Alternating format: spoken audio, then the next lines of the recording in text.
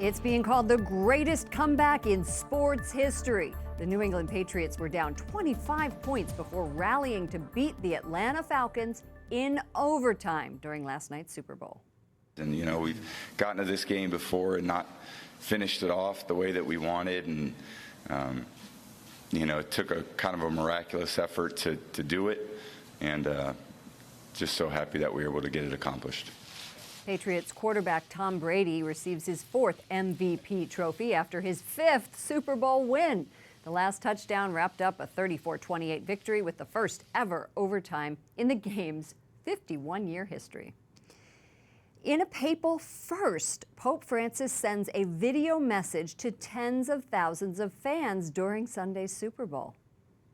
Al participar del deporte, somos capaces de ir más allá del propio interés personal.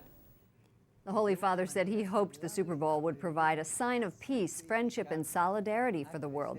Francis is an avid sports fan who often speaks of how sports can bring about social change. Joining us now is Joe Concha, media reporter for The Hill. Joe, what did you think of the Vatican's strategy of using the Super Bowl to spread Pope Francis's message?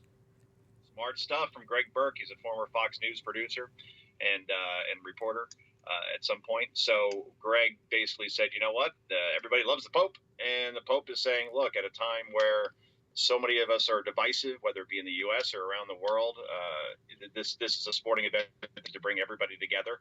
And boy, it brought people together. Certainly, you're going to see numbers for last night. They'll probably say it's the highest rated Super Bowl ever. But to the Pope's point, that was shown inside the stadium. It wasn't shown by the broadcast network Fox. But now it's a big story. You see it almost on everywhere. Every news You're site. right. Yeah, you're right. You know, the ads this year felt just a little more political. Let's listen to this. Airbnb decided at the last minute to air an ad focused on refugees. And it has "We believe no matter who you are" across it, with all different kinds of faces, where you're from, who you love, all of those things. So what are your thoughts on that?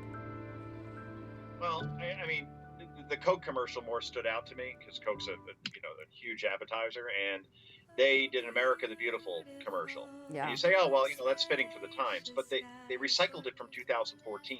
If I'm running Coke or I'm running any of the advertisers that kind of played that theme, you're saying, look, our brand appeals to all of you, whether you be black, white, Asian, Puerto Rican, Hispanic, whatever, right? So I think that's the plan, that Right. you could maximize your sales if you maximize the people that you're appealing to, and you play kind of very subtly the whole Trump theme in the background as far as him being Do you immigrant. think Just an that, act. yeah, do you think that the ads trolled Trump? Yeah. Oh, they totally did, without saying his name. 'Cause Yes. You don't want to alienate half the country, the 63 million people that voted for him.